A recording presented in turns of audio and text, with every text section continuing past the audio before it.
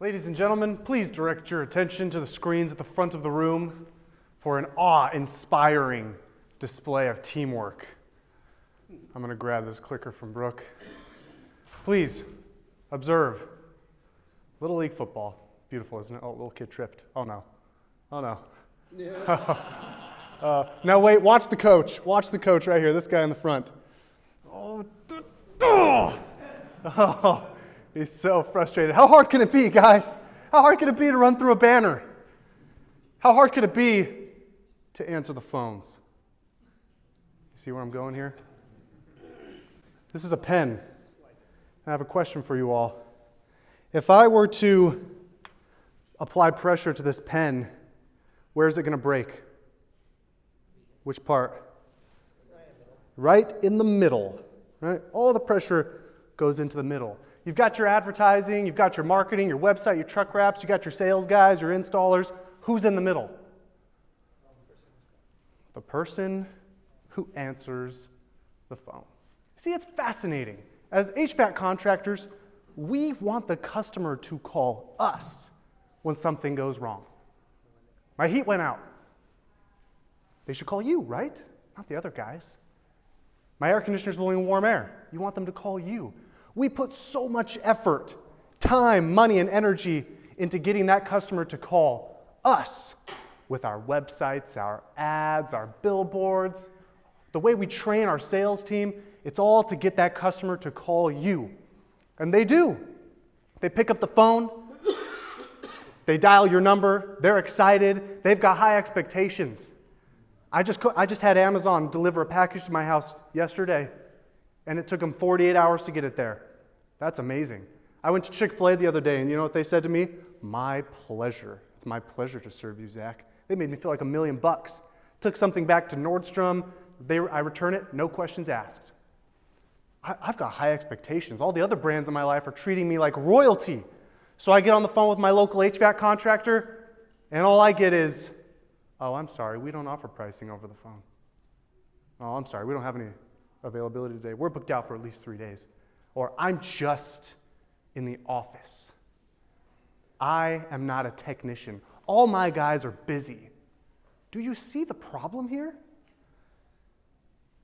The difference between us and those big brands I just mentioned, you know, the Amazons, that kind of service is what I would expect from like Comcast or Verizon or my telecom provider. I've got a bill from Comcast right now. They're charging me $58 a month. It used to be $35. And my wife keeps saying, Zach, I need you to call Comcast and figure out why our bill is so high. And I've literally been procrastinating this phone call for 2 months because how long is it going to take me to get to a Comcast representative? I'm going to have to take a day off, right? It's going to take forever. And I'm going to have to talk to 4 different people. And I'm going to have to repeat myself to each individual I get on the phone with. But I don't have a choice with my telecom provider. Even if I switch from AT&T to Verizon, it's going to be the same situation. But when it comes to HVAC, I've got a choice. If my local heating and air company doesn't wow me on the phone, what am I going to say? Hey, thanks, you've been really helpful, but I need to talk to my spouse. Or, I'm just shopping around, I'm just looking for prices. Anyone ever heard that before? I spoke to a gentleman at our booth earlier today. He said they're booking about 78% of his calls, and I said, what's happening to the other 22%? And he said, they're just price shopping. But here's the thing. What's going to happen when they hang up on you? And what's that company going to tell them? Probably the same thing. It's going to be the exact same thing. And then they're going to call someone else. And they're going to call someone else. And eventually they're going to book with someone because they've got to get the job done. Your price isn't that different, is it? The phone is your greatest opportunity when it comes to capturing the low-hanging fruit in your business. You're already getting phone calls from customers. All those unanswered dealer locator leads. These opportunities are sitting there waiting. All we need to do is pick up that phone and create a wow experience. But let me tell you where the problem comes in. We've been coaching CSRs for 13 years. And we have seen it all. We've seen the stubborn, office staff that the owners are afraid to train because, gosh, I just don't know if they're going to stick around. What if I train them and they leave? Well, what if you don't and they stay? We've seen the CSRs who have no confidence. They have to put the customer on hold after every single phone call and go ask their manager or the owner for help.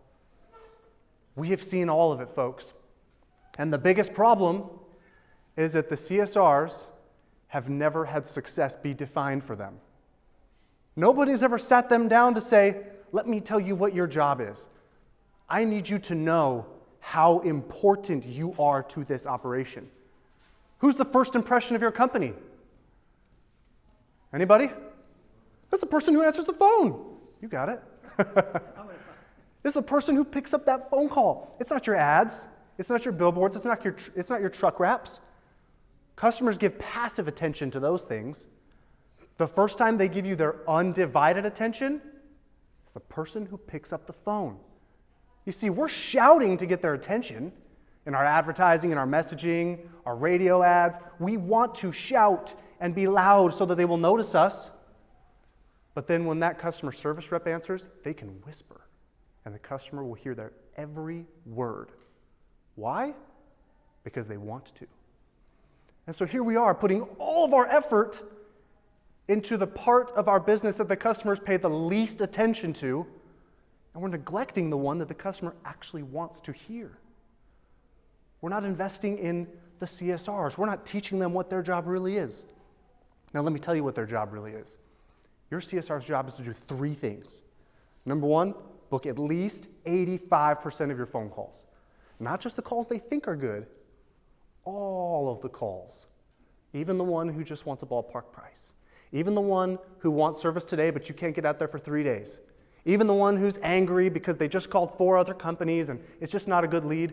85% of all your calls. That's number 1. Number 2 is to create a wow experience. If the CSR creates a wow experience over the phone, if they make that customer say, that was incredible, that was amazing, how much easier is it going to be for your comfort advisors to sell when they get there? The customer's ready to say yes before he even arrives. I once heard Tommy Mello say that when his mom answered his phones, he never had to worry about making a sale because the customer was ready before he even got there. But if the CSR doesn't create a wow experience, if all they do is book the call, now the technician has to work twice as hard because that customer didn't stop calling after they booked with you. They called other people. They called their neighbors. They called their friends. They called their family. They were getting opinions from everyone except the person they should have been getting an opinion from, and that was your CSR. You have to create a wow experience. You must. It's not enough to just book the call anymore. Customers expect too much. We receive too much from all the other brands in our life to just book the call. You have to wow them. You have to make them hang up the phone and say, I don't need to call anyone else. That company just earned my business and no one's even come to my house yet. Number 3 is they have to uncover additional revenue opportunities. That means your CSR should sell more maintenance plans than anyone else in the company. That means that your CSR should be calling open estimates. They should be making happy calls to the people you served yesterday. They should be calling previous customers to schedule new visits. They are the people that your customers want to hear from. Customers got their guard up when the comfort advisor comes out, right? They got their guard up when a technician enters their home. The one person in your organization that the customer never has their guard up with, the CSR. But it's also the one person in your company who can ruin it for everybody else. They're the one person in your company that has the power to make sure all of your ad dollars go down the drain. They're the one person in your company that can make sure that your technicians don't have any work. And it's not that they're malicious and that they're trying to, it's just that no one's ever taught them what their job really is. No one's ever told them how key their part in the business is. When we talk to CSRs and we ask them, what is your job? What do you think this company hired you to come in and do? You know what they say to us? Answer the phone. Bingo. I just answer the phones. I just answer the phones. Anybody here want to do that job? Yes? You're like, That sounds nice. That's all I have to do. I clock in, I clock out. 40 hours a week. That's what success means for me. It doesn't matter that I only booked 30% of the calls I took. I did my time. But I did my time. This isn't prison. This isn't a sentence. This isn't a punishment. This is an opportunity to serve.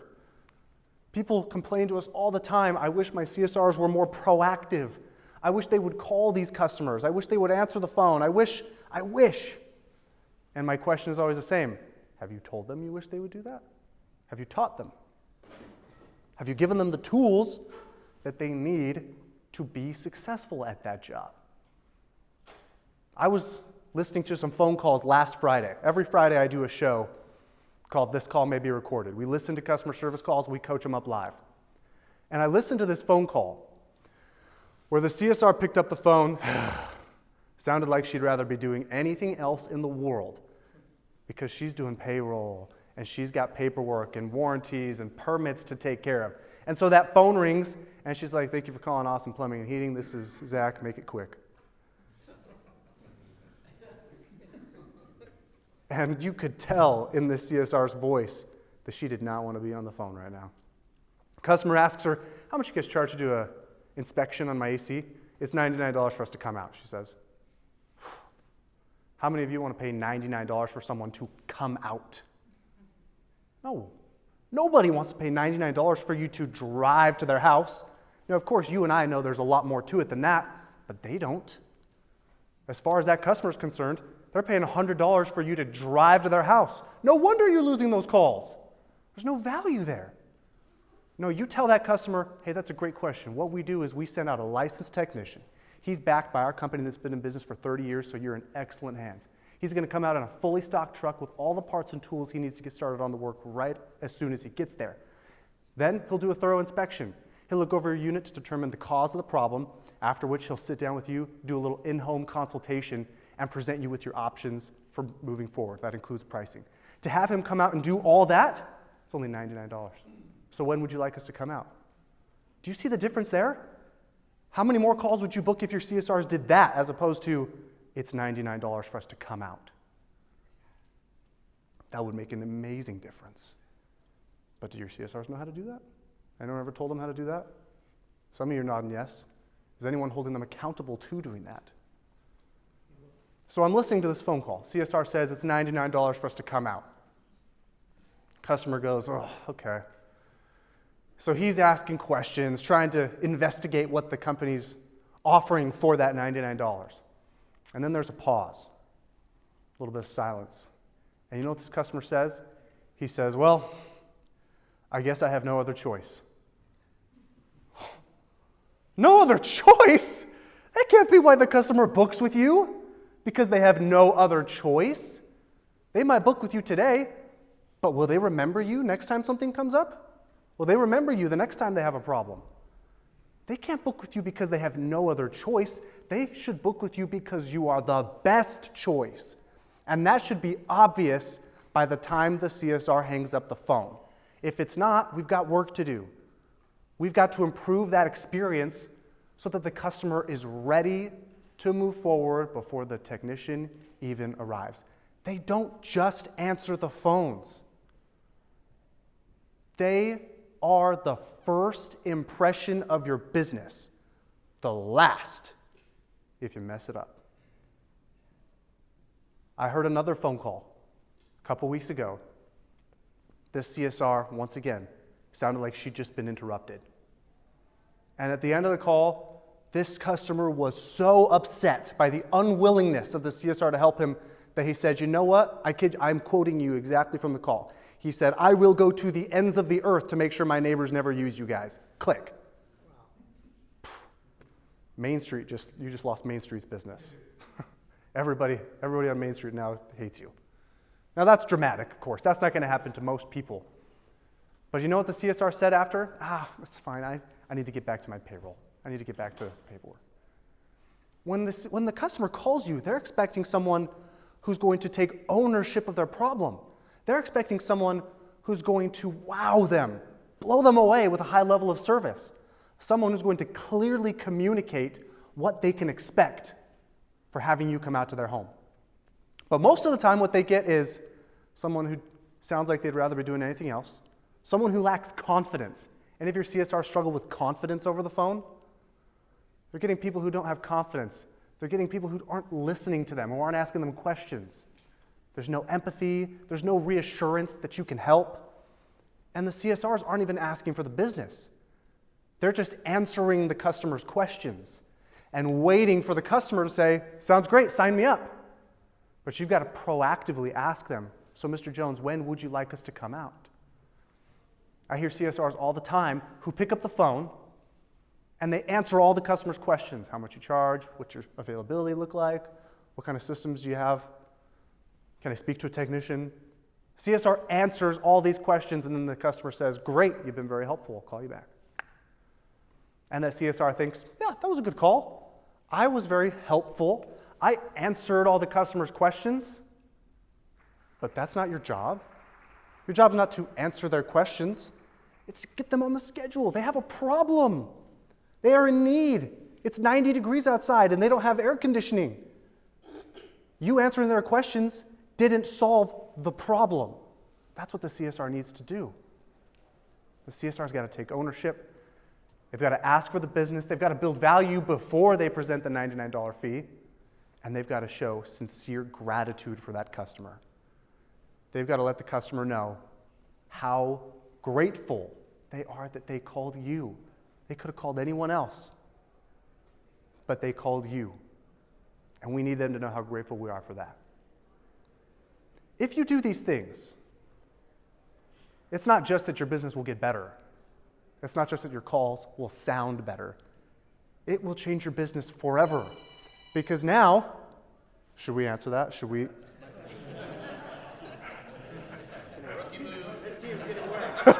Yeah, let's try. Let's do this in action. You know, I just lost a customer. Let me talk to him. I trained a company about 6 months ago in Salt Lake City, Utah. And in the middle of the training, the CSRs are going, oh, this is awesome. But let's see if this guy really is up to the stuff. So the phone rings, and they hand it to me. They're like, you got it? No, I booked it, guys. Don't worry. Where was I? Yeah. The moral of the story is this. I'm going to skip forward here. As you can tell, slides, kind of liberal with the use of slides. The moral of the story is this. You invest a lot of money in your ads, your billboards. These are intentional, thoughtful decisions that we make. You don't do this stuff in your sleep. It's not by accident. You sit down, you plan these things, right? These beautiful acts of creativity. Same with your truck wraps. You don't just, oh, that looks great, and throw it on the truck. You invest time, money, energy, effort into getting it right so that you can communicate your brand message on the road, so they'll call you. And you certainly don't take the decision to sell the kind of equipment that you sell lightly either. These are all very thoughtful, intentional decisions. But when it comes to the call center, most contractors let this happen by accident. We hire our nephew or our niece or somebody who sounded nice in the interview process. She sounded nice. We hire them to answer the phones and we send up a prayer. We hope that it's going to work. Well, that doesn't make any sense because, again, the first time the customer gives you their attention, it's not the billboards, it's not the truck wraps, it's not the ads, it's not when they found you on the dealer locator either. The first time they give you their undivided attention is when a CSR picks up the phone and asks for help. And if they're going to give you that time, that attention, that precious attention, you got to make it worth it. You have to make it worth it for them. Now, at this point, you have two options. One is go home and continue doing things the way you've always done them. Or the second is you sit down with your CSRs and you say, you know what, guys? I feel like I have not done a good enough job defining success for you. I want you to go home feeling successful every day, like you are a major part of this company. I want you to feel like you have a career here.